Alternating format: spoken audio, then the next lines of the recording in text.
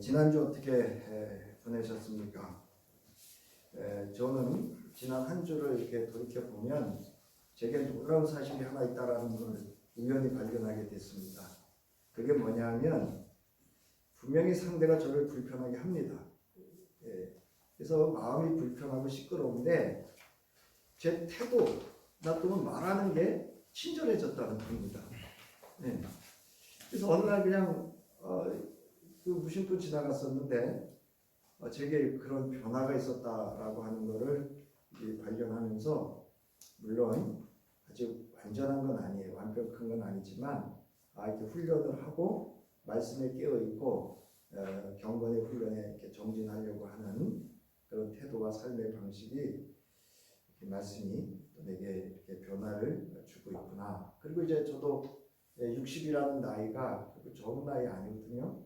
그래서 이제는 60이라는 나이에 내 인생의 삶을 또 이제는 요란하게 사는 게 아니라 좀 완숙하게 살아야 되지 않겠나. 또 어제 선배 목사께서 나중에도 말씀드리겠지만 영웅이라고 하는 글을 하나 보내주시면서 그 영웅이라는 영웅이 영웅될 수 있는 것 중에 여러 요소가 있지만 그 중에 하나가 말을 어떻게 하느냐라고 하는 그 태도, 그리고 그 말의 품위, 이런 것들에 대해서 조언을 해주셔서 아주 유익함이 되었습니다. 자, 오늘 이제 13장 4절에 보면 사람은 뭐 한다 그랬어요? 오래 참습니다. 그리고 친절합니다 라는 거죠. 그래서 이거는 우리 그 기독 신앙에 있어서 특히 이 사랑을 실현하는 데 있어서 가장 근원적인 그런 태도를 말하고 있습니다. 그래서 예수 그리스도의 십자가에서 보여주신 하나님과 그리스도의 그 크신 사랑으로부터인 신앙적인, 그러니까 우리가 이 사랑을 실현하기 위해서 가장 신앙의 근원이 되어지는 것은 오래 참음의 사랑입니다. 시편 103편에도 있습니다만은 하나님께서도 노하기를 더디하시고 자비로우시고 이렇게 쭉 나옵니다. 이 속성이 뭐냐면 바로 오래 참음의 사랑입니다. 그래서 저와 여러분은 예수께서 십자가에 죽기까지 오래 참아주신 그 사랑을 입은 존재입니다. 그러므로 우리의 모든 사랑은 이 오래 참음으로부터 바로 우리 속에 그 사랑을 입은 그 사랑으로부터 이 모든 사랑이 구현되어져야 한다는 것입니다. 또한 내 안에 거하는 성령으로부터의 인격적인 태도로부터 나오는 친절함입니다. 이거는 이런 그 가식적인 게 아니에요. 남들한테 친하고 집에 와서 남편이나 아내한테 친절하지 않은 그런 친절을 말하지 않습니다. 누구에게든지 그 인격으로부터 내 안에 내주하시는 성령으로부터 나와지는 그러한 친절함을 의미합니다. 그래서 우리가 이제 저와 여러분이 신앙생활하면서 나의 신앙의 성숙과 완숙도는 여기 이걸로도 알아볼 수 있습니다. 내가 누군가에게, 아니 모두에게 친절한가 하는 겁니다. 그래서 사실은 더 가까운 사람들에게 친절해야 됩니다. 부부지간에 또는 가족, 저희 자녀들이나 또 형제 일가 친척들에게 있어서 친절해야 됩니다. 이것은 바로 인격적인 태도입니다. 그리고 이제 우리가 지난주까지 살펴봤듯이 이 사랑에 있어서 하지 않는 것이 우선되어져야 합니다. 제가 말씀드렸죠. 사랑은 상대방이 원하고 좋아하는 것을 하는 것도 중요하지만 상대방이 싫어하고 불편한 것들, 원하지 않는 것을 하지 않는 것이 더 중요하다, 이렇게 말씀을 드렸어요. 그래서 이 사랑이 하지 않는 것은 시기하지 않고 자기를 자랑, 허풍 떨지 않고 교만하지 않으며 무례히 행하지 않고 자기의 유익을 구하지 않으며 성내지 않고 악한 생각을 하지 않으며 불의를 기뻐하지 않는 것이다. 그래서 8가지가 있음을 말씀을 드렸습니다. 또한 6절의 비라고 했죠. 6절 하반부에서 7절에 보면 이 사랑이 해야 하는 것 5가지를 말하고 있습니다. 그러니까 이 4절로부터 7절에는 기본적인 태도, 신앙과 인격적인 태도를 말하고 있고, 그 다음에 하지 않아야 될 사랑, 그 다음에 해야 될 사랑을 5가지를 말하고 있습니다. 그래서 진리와 함께 기뻐하는 것이고, 모든 것을 참고, 모든 것을 믿고, 모든 것을 바라며, 모든 것을 견디는 거예요. 남편만 참아서도 안 되고요. 남편만 견디고 바라고 믿어서 되는 게 아니에요. 이 사랑이 사랑되려면 둘 모두가 그렇게 해야 된다는 거예요. 그래서 이거를 다른 말로 말하면 서로라고 할 수 있습니다. 자, 이 사랑이 나의 신앙과 삶에서 행동으로 현실화되어질 때 이걸 구현한다 그래요. 예, 그래서 이 아는 것을 이제 여기도 오늘 우리가 성신 교독할 때도 너희가 내 이름을 안즉, 이 얘기는 뭐냐면 하나님의 존재를 명사로 아는 게 아니고 동사로 안다는 거예요. 예. 그래서 동사로 존재하시는 하나님을 내가 안다는 거예요. 경험했다는 거거든요. 그러면 내가 그를 높여주겠다 이렇게 말씀하셔요. 근데 우리는 명사로 합니다. 하나님은 이런 분이시래. 그리고 나와 상관이 없어요. 예. 자, 그래서 이 사랑이 나의 삶에 구체적으로 현실로 또는 실질적으로 구현되어질 때, 그래서 그 말씀 안에서 온전하게 이루어질 때 이 사랑이 사랑으로 사랑될 수 있다는 거예요. 이 사랑이 없으면 이제 1절부터 3절에처럼 소음이 되고 아무것도 아니고 유익함이 없다, 이렇게 말씀을 하고 있습니다.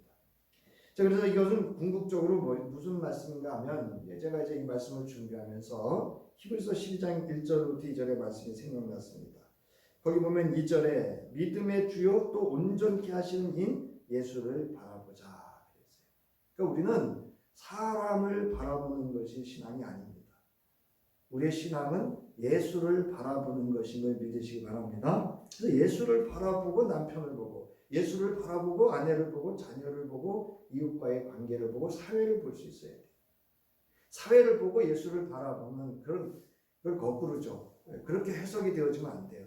그래서 우리는 모든 삶이 예수를 바라보는 바라봄으로 우리의 신앙과 삶이 해석이 되어져야 되고, 그리고 그 해석되어짐이 우리의 삶 속에서 그 말씀으로 진리라 그래요. 말씀이 진리되도록 실현하는 데 되어 있습니다. 그래서 여기 보면 먼저 인내로서라고 합니다. 그래서 신앙의 가장 근원적인 것은 인내입니다. 오래 참음에 있습니다. 근데 우리는 쉽게 어떻게 해요? 이제 뒤에 말씀드리겠습니다만은 우리는 쉽게 흔들리고 좌우로 치우치는 그런 성향들을 우리의 일상 속에서 흔히 보여지고 나타나고, 또 그래서 그런 일들로 인해서 많은 부분들이 이제 어려움들을 겪고 또 갈등과 분열을 가져오게 합니다. 자, 지난 한 주 안에서 그리고 그 말씀 안에서 이 사랑을 나의 신앙과 삶의 행동 방식으로 구현하는 실제적이고 구체적인 경건의 훈련을 하였는가 하는 겁니다. 이거 성찰이라 그래요. 자, 그래서 먼저 나의 신앙과 마음의 태도는 어떠하였는가를 살펴봅니다. 자, 이 사랑은 오래 참습니다. 기독신앙의 근원적인 태도로서 이는 하나님의 사랑의 성품 중 하나입니다. 이 사랑은 예수 그리스도 안에서 하나님의 오래 참음의 사랑을 드러내어 보여주셨습니다. 이 사랑을 나의 존재로 경험함으로 나의 신앙과 삶의 정체성이 돼요. 그 정체성이라고 하는 건 나를 움직이게 하는 근원적인 그런, 어떻게 보면 우리말로 말하는 가치관 또는 개념 이런 것이라고 할 수 있습니다. 자, 그럴 때 이 사랑은 오래 참음의 신앙적 태도로서 내가 존재하고 말하고 행동할 수 있게 합니다. 이 오래 참음의 사랑의 믿음으로 존재하였는가 하는 겁니다. 제가 좀 이렇게 어떻게 보면 좋은 점이면서도 또 약간 좀 한 게 뭐냐면, 상대방이 이야기를 하면 이렇게 좀 쉬었다가 얘기를 해야 되는데 그러지 않는 성향이 좀 있더라고요. 제가 이렇게 보니까. 그래서 그게 잘못하면 상대방이 이 사람이 자기의 이야기를 수용을 하고 하는 게 아니라 오히려 되받아치는 것으로 이렇게 받아들일 수도 있습니다. 그래서 요즘은 될 수 있으면 누가 이야기를 하면 듣고 한 템포 쉬어서 이렇게 말을 하려고 하는 훈련을 하고 있는 겁니다. 자, 그래서 이 시편 103편 8절부터 11절, 그러니까 바울이 이 말씀을, 그러니까 하나님이 어떤 분이신지를 바울은 아주 명확하게 자신의 존재로 또 그 정체성으로 경험하고 그리고 알고 있던 사람임을 알 수가 있습니다. 우리 한번 이 시편 103편 8절부터 11절, 이게 바로 그 사랑 크시다 할 때 이게 바로 하나님의 오래 참으심의 십자가의 사랑이라고도 이렇게 할 수가 있습니다. 우리 함께 읽겠습니다. 시작. 주님은 자비롭고 은혜로우시며 노하기를 더디 하시며 사랑이 그지 없으시다. 두고두고 꾸짖지 않으시며 노를 끝없이 품지 않으신다. 우리 죄를 지은 그대로 갚지 않으시고 우리 잘못을 저지른 그대로 갚지 않으신다. 하늘이 땅에서 높음같이 주님을 두려워하는 사람에게는 그 사랑도 크시더라. 여러분, 즉각 하나님이 우리에게 이 오래 참음의 사랑을 베풀지 않으셨다 그러면 아마 지구의 이유는 씨가 말랐을 수도 있습니다. 아무튼 이제 그 사랑, 이 사랑은 이제 신약, 우리가 말하는 예수 그리스도의 십자가의 대속과 또 우리에게 새로운 하나님의 생명을 부여하신 부활의 사랑이다, 이렇게 할 수 있습니다. 자, 그러면 두 번째로 이 사랑은 친절합니다입니다. 이 사랑은 인격적인 태도로 앞서 말씀드렸듯이 내주하시는 성령의 그 품성, 성령의 인격적인 성령을 통해서 우리에게 행동으로 나타나는 특성 중에 하나가 바로 친절함이에요. 그러니까 여러분, 내 안에 계시는 성령과 내가 교통함이 없으면 이 친절은 온전한 친절이 될 수 없어요.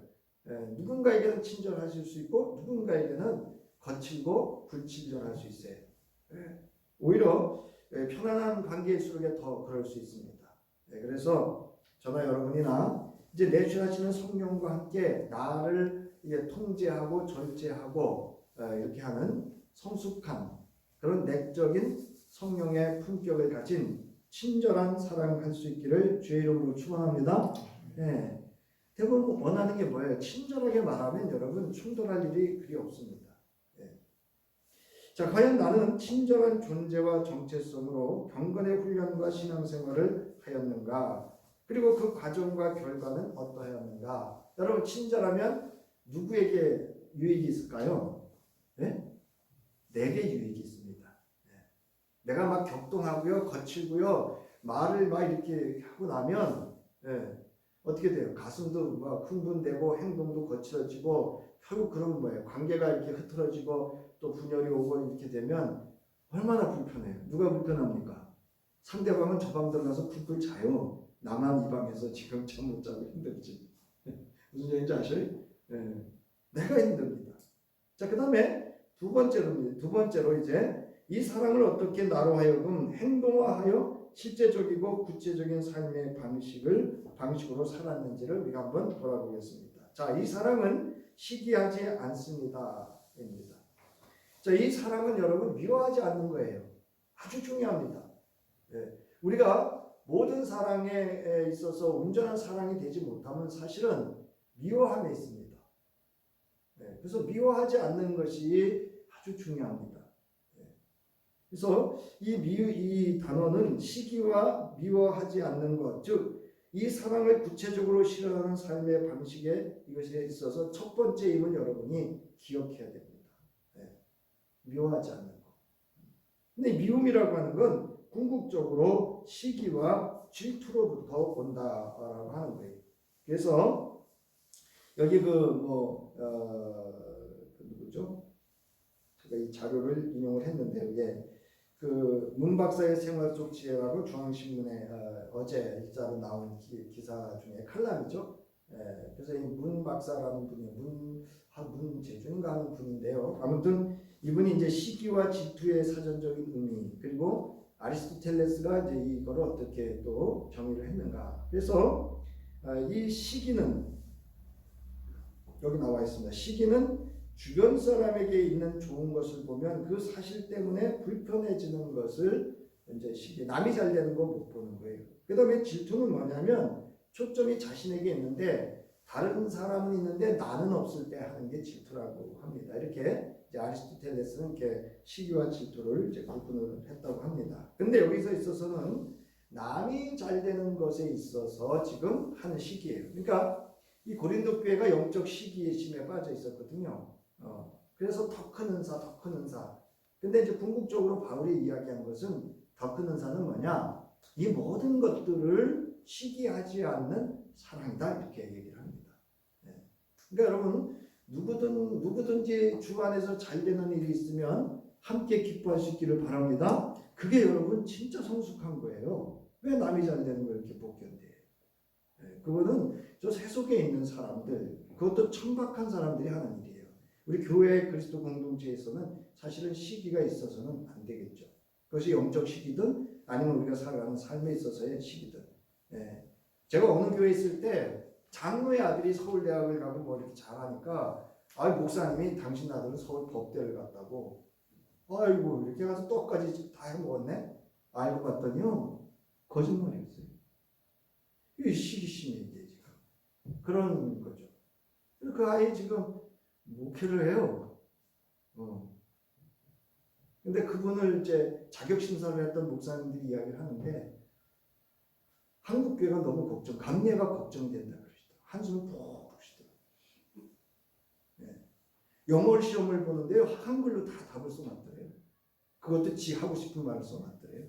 그런데 목회자라 그래요. 그거는 궁극적으로 장로 아들이 잘 되면 담임 목사가 기뻐하고 하나님의 은혜 가운데 기뻐하고 이래야 되는데 영적 시기에 빠져서 당신의 아들을 서울 법대 갔다고 거짓말을 하고 교회로 혼란스럽게 하고 이런 일들이 있었다라는 것도 말씀을 드려봅니다. 자, 그 다음에 이 사랑은 자기를 뽐내어 허풍 떨지 않습니다. 자기를 스스로 뽐내고 드러내어 우월하게 보이려고 허풍이나 수다를 떠는 것을 하지 않아야 합니다. 모임에서 대화의 대부분을 혼자 차지하는 사람이 있어요. 자기가 이야기를 할 때 내가 이야기를 좀 많이 하는 것 같다 그러면 멈출 줄도 알아야 돼요. 거기 뭐 이렇게 오붓하게 카페 모이고 어디 모였는데 왜 혼자 시간을 다 차지? 커피값을 계산하고 그렇게 하면 좀 받을 수 있지만 우리 믿음의 사람들은요 어디 가면 다른 사람의 이야기를 듣고 그 사람이 아픈 이야기를 듣고 또 내가 아팠으면 그 사람을 위로해주고 격려해줄 수 있는 그래서 나를 겸허하게 나 자신을 낮추고 주 예수가 자랑이 되어지는 또 다른 이의 말을 듣고자 하는 그런 사랑을 우리가 실현해 봤느냐 하는 겁니다. 될 수 있으면 우리가 어디 가서 자기를 뽐내어서 드러내어 여러분 허풍 떨지 않기를 바랍니다. 그 다음에 사랑은 교만하지 않습니다. 이 사랑은. 자, 교만은 그의 마음으로부터 시작되는데요. 그러므로 하나님께서는 교만한 자는 심판하신다 이렇게 말씀하고 있어요. 왜냐하면 교만은 다툼을 일으키기 때문이라는 거예요. 사실은 교만한 사람은 그 마음에 하나님이 없는 사람이에요. 잠언서 6장 16절부터 19절에 보면 주님께서 미워하시는 것, 주님께서 싫어하시는 것 7, 8가지가 있는데 7가지가 있는데 교만한 첫 번째가 교만한. 여러분 이 교만한 사람은요 거짓말하는 혀를 가지고 있고요 무지한 사람의 피를 흘리게 하고요 흘리게 하는 손이 있고요 악한 계교를 꾸미는 마음이 있고요 악한 일을 저지르는 치닫는 발이 있고요 거짓으로 증거하는 사람과 친구 사이를 이간하는 사람이에요. 교만한 사람. 그 다음에 잠언서 11장 2절 보세요.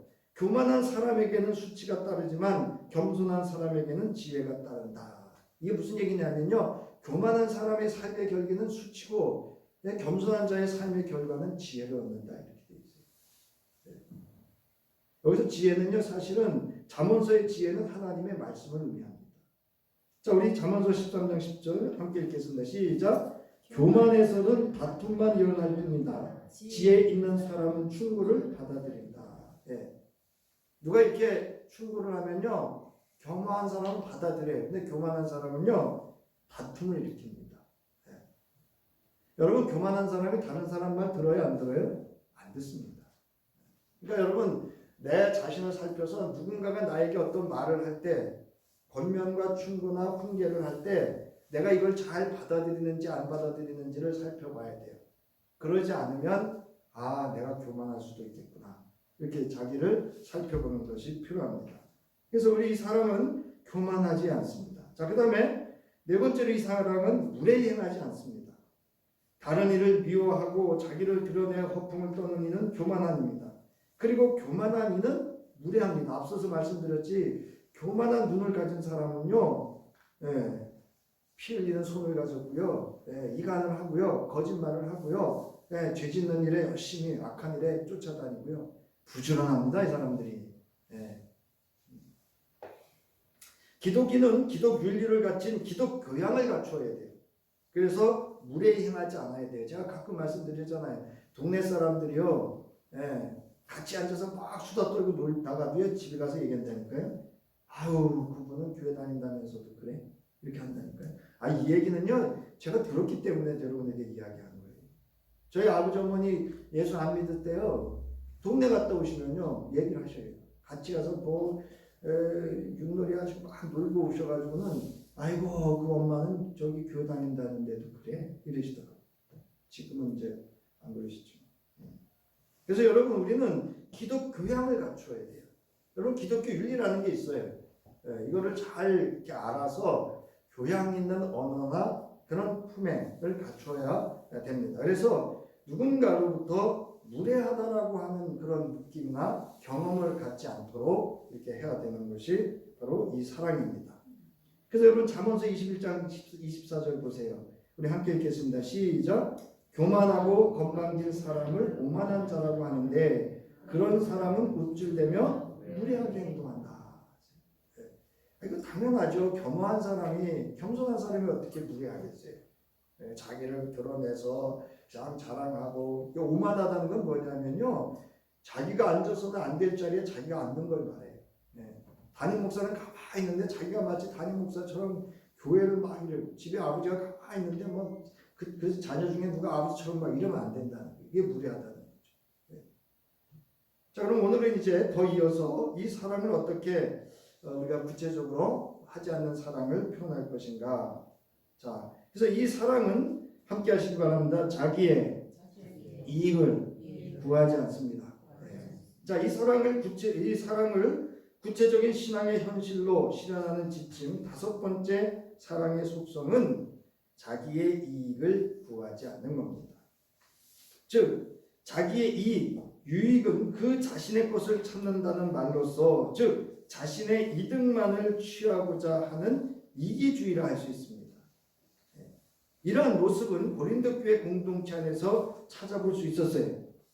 주님의 몸이신 교회 공동체는 자기의 이득만을 추구하는 것이 아닙니다. 이게 무슨 얘기인가요? 하면 첫 번째 하나는 주의 만찬을 하면서 말씀드렸죠. 먼저 온 자들이 먼저 이거는 쳐드신다 그래요. 자들끼리 그냥 싸운 거를 다 먹고, 가난하고 늦게 일하다 온 사람들은 얼마나 배고픈데 오니까 음식 냄새 이렇게 나고 그러는데 얼마나 그거 하겠어. 그거. 또 하나는 무슨 문제냐면 이제 시장에 나가서 먹을 걸 사야 되잖아요. 먹을 걸 사야 되는데 그게 이제 그 신전에서 나온 우상제물들이 장으로 나오는 거예요. 이 우상제물에 관한 그 고기나 이런 것들을 살 때 살 수 있다는 거예요. 그렇지만 누군가가 예수 믿는 사람이 이것도 사요? 그러면 사지 말라는 거예요. 이제 무슨 얘기인지 아셨죠? 그럼 너가 음식을 먹는데 연약한 사람이 시험 들 것 같거나 그러면 먹지 말라는 거예요. 그러나 그거를 정죄하지는 말라는 거예요. 그래서 무엇이든지 먹든지 마시든지 뭐를 위해서 하라? 그 영광을 위해서 하라는 말이 그 뜻입니다. 쉽게 말씀드려서 여러분이 약주 한 잔 할 수 있어요. 근데 누가 옆에서 예수 믿는 사람들이 술 먹어? 그러면 먹지 말라는 거예요. 이제 아셨죠? 여러분 술 먹고 담배 피우는 거 그거 여러분 성서 어디에도 정죄가 없어요. 그거는 여기 보면 과하게 먹지 마라 또는 상징적인 의미를 쓰였고 말씀드렸잖아요. 술 담배를 우리가 금연하고 금주한 거는 우리가 이 가난한 이 사회 구조 속에서 기독교가 계몽하기 위해서 우리가 앞장서자. 그래서 우리 사회 문화 속에서 우리가 필요한 것이 생활의 절제가 뭐냐? 금주와 금연이다. 이렇게 된 거예요. 그리고 이제 그걸로 인해서 신앙생활을 하는 이들이 많이 흐트러지거든요. 그러니까 그거를 교회와 장정이나 이런 데 넣어서 이렇게 직분을 세우는데 조건으로 했던 겁니다. 이제는 그 조건들을 이렇게 없애는 그런 경우도 있습니다. 자, 그래서 그리스도의 사랑을 실현해야 하는 기독 공동체인 교회는 다른 이를 먼저 돌봐야 돼요. 다른 이의 유익과 이익을 추구하고 자기의 이익만을 구하지 아니하는 사랑이 실현되어져야 하는 것입니다.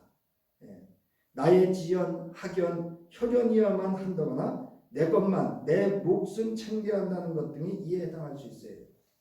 제가 이제 수요 3일 기도 때 말씀드렸잖아요. 지금 서울연회나 이런 남연회는 서울 감신 아니면 안 된다고 이렇게 아주 거의 이렇게 돼 있다는 거예요. 이게 무슨 기독 예수 믿는 사람들의 공동체입니다.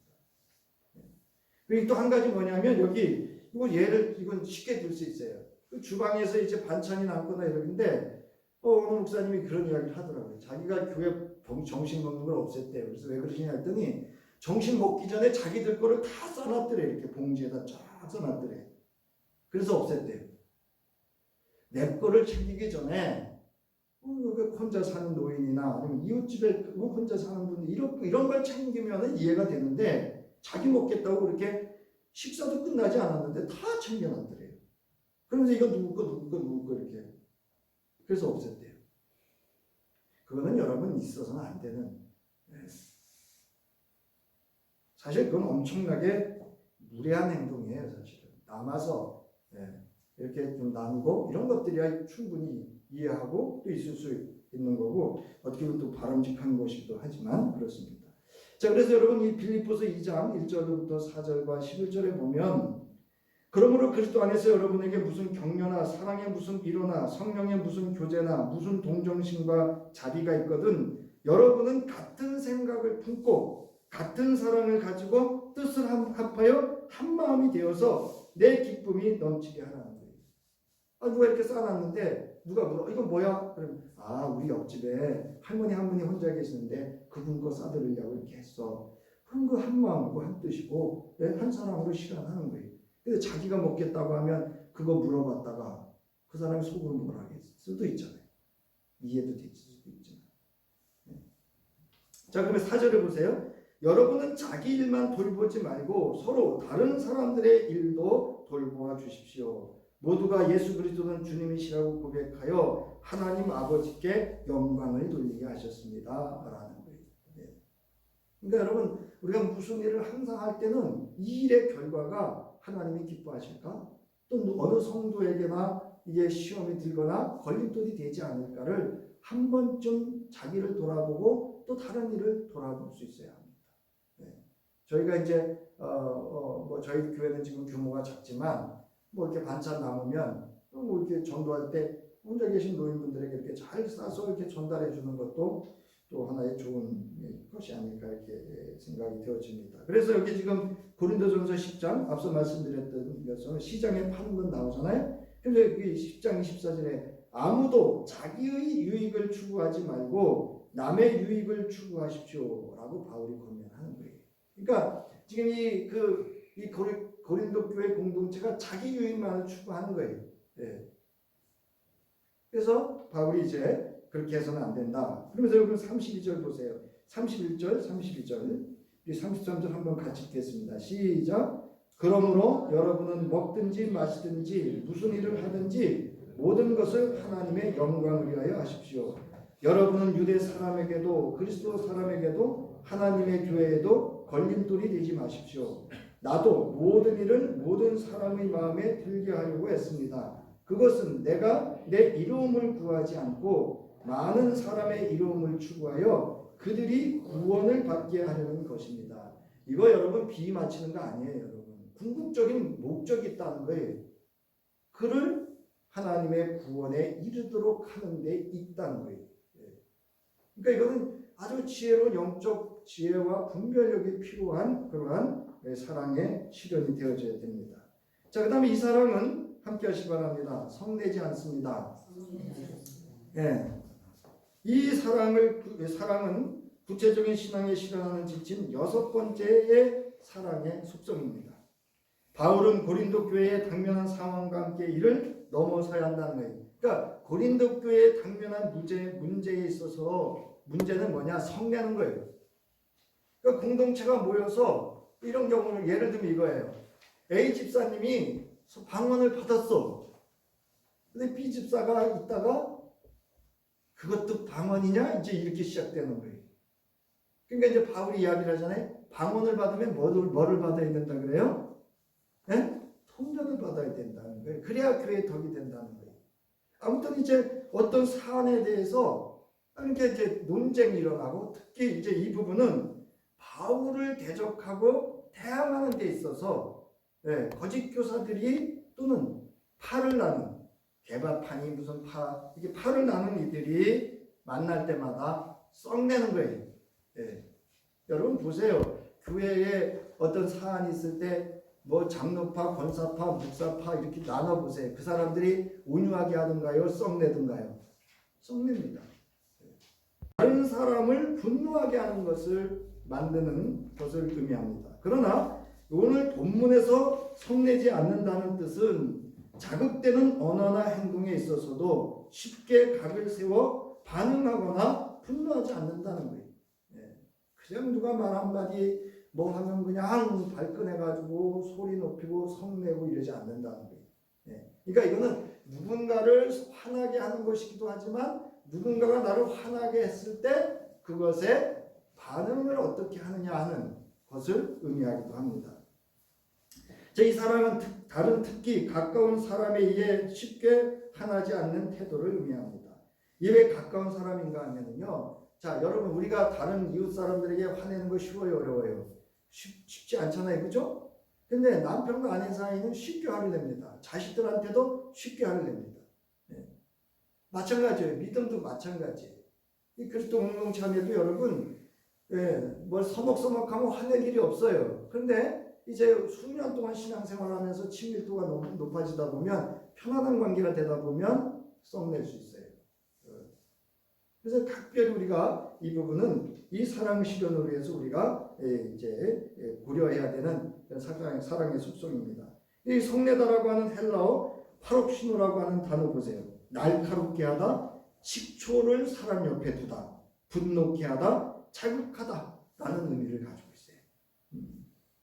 자, 사람은 어떤 상황에서 어떻게 반응하느냐는 행동에 앞서 어떻게 대응하느냐는 태도를 말하고 있는 거예요. 이제 아셨죠? 성내지 않는 그 근원적인 태도를 지금 그 속성을 말하고 있는, 사랑의 속성을 말하고 있는 겁니다. 어제 이제 제가 이제 우리 지방연수와 교육자의 그 인솔자잖아요. 제가 이 선교부 총무로서 이제 인솔을 해야 돼요. 그랬더니 선배 목사께서 이렇게 권면의 글을 보냈어요. 내일 인솔 잘해서 다녀와요.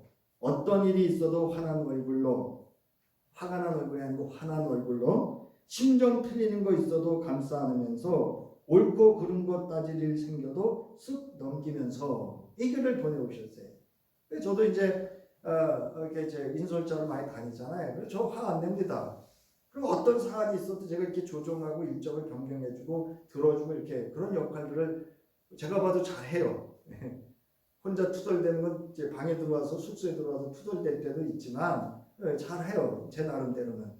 근데 이제 선배 목사께서 이거를 딱 저한테 보내주셔서 제가 답을 해드렸어요.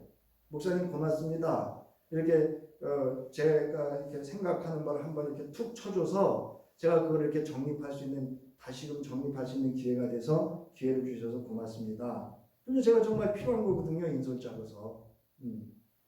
이게 뭐냐면 이거는 어떻게 반응하느냐보다 어떤 태도를 취하고 있을 것이냐라고 하는 것을 말하고 있는 겁니다. 그러니까 우리가 이제 어떤 사랑을 이렇게 관계에 있어서 사랑을 실현할 때 또 특히 가깝고 편안한 사람일수록에 뭐 내지 않는 게 중요하죠? 성내지 않는 게 중요합니다. 제 아내가 저한테 늘 하는 게 하나 있어요. 소리 높이지 말라고. 제가 목소리도 좀 크지만 조금 불편하게 소리가 톤이 올라가서 저는 사실 성내는 게 아닌데 아내는 그게 성내는 것처럼 느껴지고 경험되어지는가 봅니다. 그래서 요즘은 친절하고 낮은 목소리로 이렇게 대화하고 관계를 가지려고 노력을 제 나름대로 우리가 말하는 경건의 훈련에 이제 정진을 하고 있습니다. 자, 그래서 여러분, 설교자인 저에게 누군가가 불편한 말이나 행동을 하게 될 때 어떻게 반응할 것인가 하는 것도 중요하지만 어떤 태도로 있는 것인가를 생각하게 되었고 이것이 저에게 있어서는 변화이라 이렇게 봅니다. 그리고 제가 또 이 말씀을 증거하고 있기 때문에 더욱 그런 것 같습니다. 여러분 사실 화는요 저 사람 때문에 내가 화난 게 아니고요. 그냥 내가 화난 거예요. 내가 저 사람 때문에 불편해서 내가 화를 내는 거지 저 사람 때문이 아닙니다. 저 사람이 그래도 내가 화 안 내면 돼요. 안 낼 수 있습니다. 그래서 여러분 화가 나고 안 나는 문제는 나의 문제지 그 누구나 어떤 상황이 문제가 아니다라고 하는 걸 여러분들이 이제 우리 기독교인들은 좀 인식을 해야 돼요. 그래서 여러분 저 같은 경우 교통사고가 나면 절대로 내려서 큰 소리 안 칩니다. 정황을 잘 파악을 하고 그 다음에 다쳤는지를 어떻게 처리할 것인가의 그 태도를 어떻게 가질 것인가를 먼저 생각하고 그런 문제들을 해결하기도 합니다. 자, 따라서 이 성내지 않는 이 사랑의 속성은 다른 사람 안에 화를 자극하지도 않으며 다른 이가 날카롭게 자극하고 분노하는 언행을 하더라도 성내지 않는 것을 말합니다. 즉, 이 사람은 누군가에 대해서 쉽게 흥분하고 쉽게 자극받고 쉽게 언행하지 않습니다. 즉, 누군가에게 각을 세우고 신경질적이며 거칠게 성내지 않습니다. 여러분, 이 성내지 않는 사랑을 실현할 수 있도록 경건의 훈련에 전진하시기 바랍니다. 내가 이렇게 목소리가 커지는 것 같으면 얼른 내가 성내는 거 아니야? 그래서 딱 자기를 낮추는 태도를 먼저 취하는 것이 필요합니다. 자, 마태복음 5장 23절부터 24절 보세요. 그러나 나는 너에게 말한다. 자기 형제나 자매에게 속내는 사람은 누구나 심판을 받는다. 이렇게 말씀하고 있어요. 우리는 이 말씀을 몰라서 막 그랬는데요. 이 말씀을 아는 순간부터는 여러분 두려움을 가져야 돼요.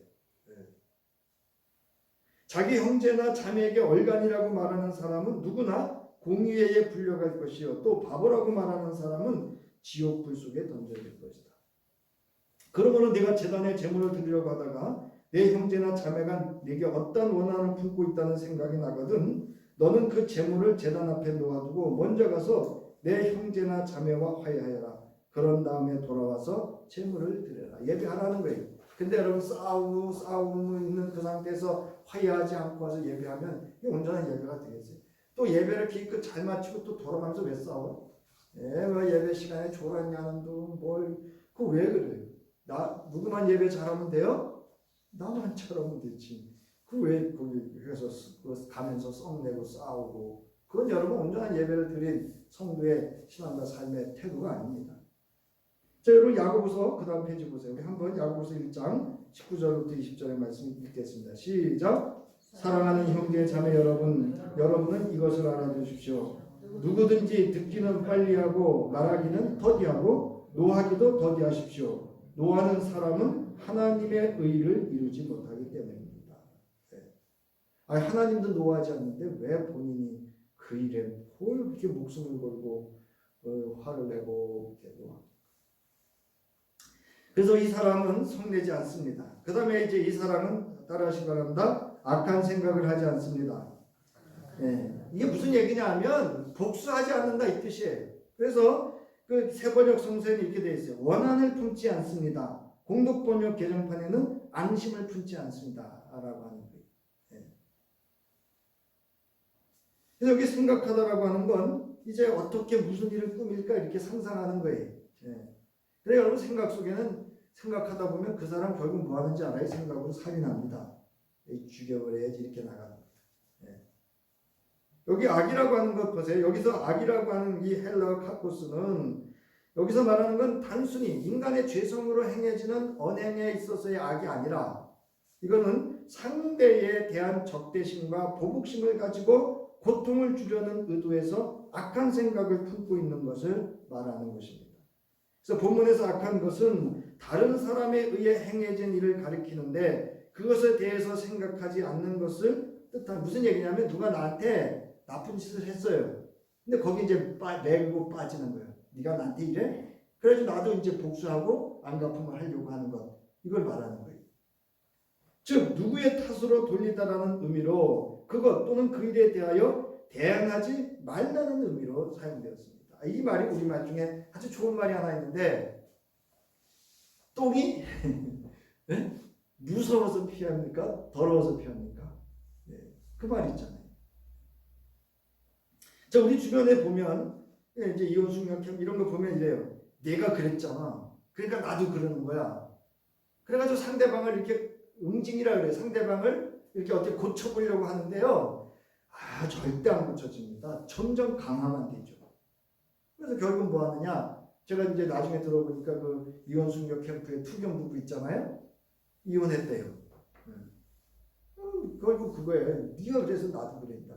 그러니까 아내는 남편이 네가 그랬기 때문에 나도 그래고, 남편은 아내 네가 그러니까 나도 그래고. 이게 이제 두 부부 사이에 악순환이 되다 보니까 결국은 자녀가 있음에도 불구하고 나누어주는 이혼을 했다 그래요. 그래서 이거는 복수심과 그 원한을 갖고 안 갚음하려고 하는, 그래서 너 때문이야, 너 탓이야, 되려받고 말도 되갚으려고 한다는 것입니다. 그러면 어떻게 되는지 아세요? 너 죽고 나 죽는 거예요. 나 죽고 너 죽는 거예요. 이는 내 마음의 응어리를 상대방에게 대응하여 갖고자 하는 악한 생각을 내가 품고 있기 때문에 그렇습니다. 이건 내가 먼저 죽는 거예요, 여러분. 그런가 하면 교회 공동체 안에서도 누군가에게 못마땅하거나 불편한 말을 들으면 이것을 견디지 못해서 착한 척 위장하고 복수하려는 이가 있어요.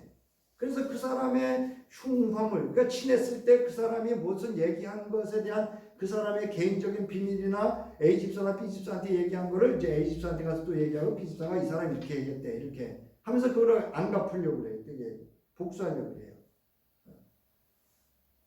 여러분, 그러므로 이를 잘 분별하는 영적 안목과 지혜가 있어야 된다. 제가 내일 말씀드렸잖아요. 누가 내 앞에 와서 A라는 사람을 흉보면 이 사람은요 B라는 사람 앞에 가서 내 흉본다는 걸 알아야 돼요. 여러분. 그래서 돌고 돌고 돌아서요 본인 귀에 들어간다는 걸 여러분 알고 있어야 돼요. 여러분 신기합니다. 여러분 시간만 걸릴 뿐이죠. 내가 한 말은 반드시 그 사람에게 들어간다 합니다. 자, 이런 사람은 과거 일에 매여 다른 사람을 탓하고 비판하는 성향이 있습니다. 이로 인해서 교회 공동체 원 간 다툼과 분열, 혼란을 가져올 수 있습니다. 어떤 형제 자매에게 너무나도 깊은 신앙의 상처와 실망감을 주어서 교회 공동체로부터 떠나게 할 수도 있습니다.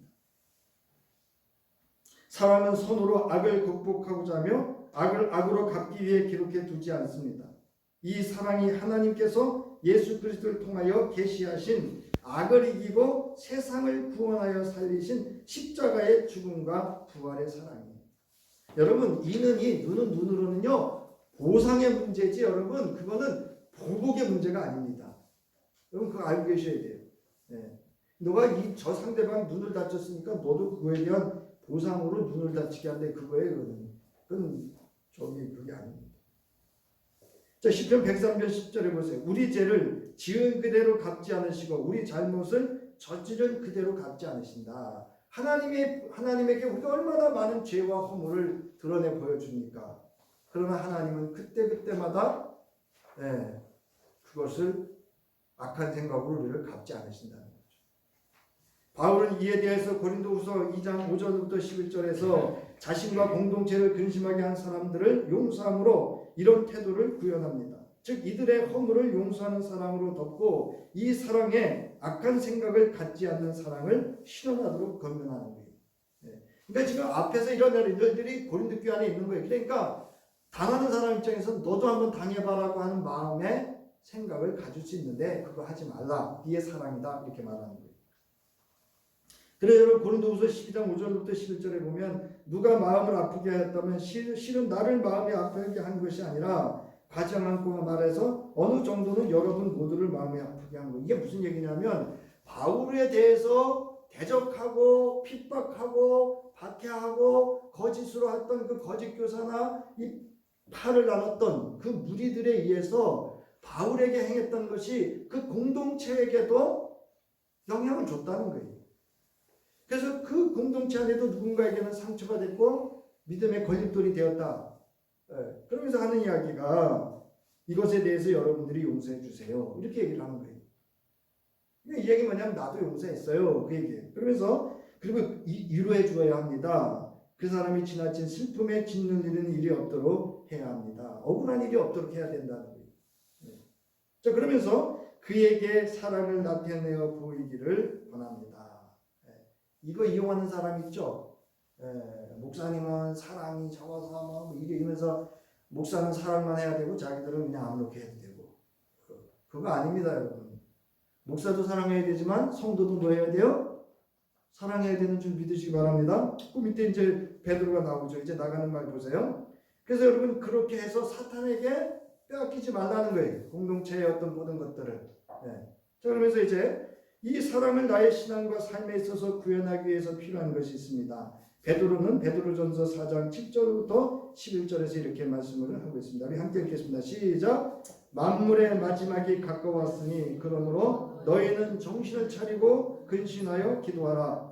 무엇보다도 뜨겁게 서로 사랑할지니 사랑은 허다한 죄를 덮느니라. 서로 대접하기를 원망 없이 하고 각각 은사를 받은 대로 하나님의 여러 가지 은혜를 맡은 선한 청지기 같이 서로 봉사하라. 만일 누가 말하려면 하나님의 말씀을 하는 것 같이 하고 누가 봉사하려면 하나님이 공급하시는 힘으로 하는 것 같이 하라. 이는 범사의 예수 그리스도로 말미암아 하나님이 영광을 받으시게 하려 함이니 그에게 영광과 권능이 세세에 무궁하도록 있느니라. 아멘. 여러분, 뭐 저희 교회는 없습니다만은, 제가 이제 그 큰 교회 이제 부목사로 있을 때 보면, 식당에서 손에 물 한 번 안 묻히는 사람 봤어요. 내가 십몇 년, 거의 8년 있으면서. 야, 진짜. 그리고 여시같이 오기는 제일 먼저 와서 먹고 가요, 또. 아이고. 여러분, 그거는 그리스도 정신 아니에요, 여러분. 누구는 손에 물 묻히면서 수고해야 되고, 누구는 그렇게 우리말로 팔자 편하게 손에 물 한 방울 안 묻히고, 그렇게 교회 와서 이렇게 섬김만 받아요. 여기 지금 바울이 그렇게 하잖아요. 정신을 차리고 그 사람은 기도가 없는 거예요. 말씀이 없는 거예요. 그래서 여기 뭐 뜨겁게 서로 사랑할지니 사랑은 허다한 죄를 덮는다 그랬어요. 여러분, 사랑은 누군가의 허물을 들춰내지 않습니다. 왜 성도가 성도의 허물을 들춰내고 남편이 아내가 남편의 자식의 허물을 들춰냅니까? 그 사랑 아니에요, 여러분.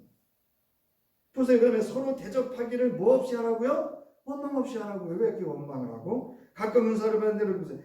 여러 가지 은혜를 맡은 선한 청식이 같이 서로 봉사하라 그랬지 누구만 하는 거 아니에요, 여러분. 만일 누가 말하려면 하나님의 말씀을 하는 것 같이 하고 누가 봉사하려면 하나님이 공급하시는 힘으로 하라. 자기 자랑하지 말라는 거예요. 겸손하게 하라는 거예요. 그래서 하나님께 영광이 되라. 하나님의 온전한 사랑을 실현하는 그런 기독 복음 공동체가 되라고 바울은 권면하고 있습니다. 사랑하는 성도 여러분, 오늘 우리가 세 가지 살펴봤는데요. 이 사랑은 자기의 이익만을 구하지 않는 사랑입니다. 그리고 성내지 않는 사랑이고요. 악한 것을 생각하지 않는 복수하려고 하는 사랑이 아니에요. 이 사랑을 여러분 한 주 동안 지킬 때 주 안에서 누가 먼저 행복할까요? 내가 먼저 행복합니다. 내가 먼저 자유해요. 그게 진리가 너희를 자유케 하리라고 하셨던 주님의 말씀이에요. 이 말씀을 경험하면서 여러분이 거하는 가정과 또는 교회 공동체와 살아가는 연의 삶의 현장이 진리 안에서 자유하고 행복한 한 주의 삶이 될 수 있기를 주의 이름으로 축원합니다. 이제는 우리에게 그 죄과를 묻지 아니하시고 십자가에 독생자 예수를 내어 그 생명을 죽기까지 우리를 사랑해 주신 무한하신 자비하신 하나님의 은혜와 그 사랑을 이루기 위하여 기꺼이 모든 순환과 고난과 피 흘림과 생명까지 내어 십자가에 죽으시고 부활하여 우리에게 하나님의 무한한 사랑의 거처로 삼도록 우리를 구원해 주신 우리 주 예수 그리스도의 구속의 은혜와 내주하셔서 우리로 하여금 오늘의 말씀의 사랑을 실현할 수 있는 신앙이요 인격이 되어주시고 삶이요 행동이 되어주시는 힘과 능력이 되어주실 성령의 역사하심이 이제 시기하지 않고 성내지 않고 악한 생각을 품지 않으며 모든 것들을 주 안에서 이 사랑을 실현하기를 결단하고 돌아가는 저희들 위해 이제로부터 영원히 함께 하시기를 간절히 축원하옵나이다. 아멘.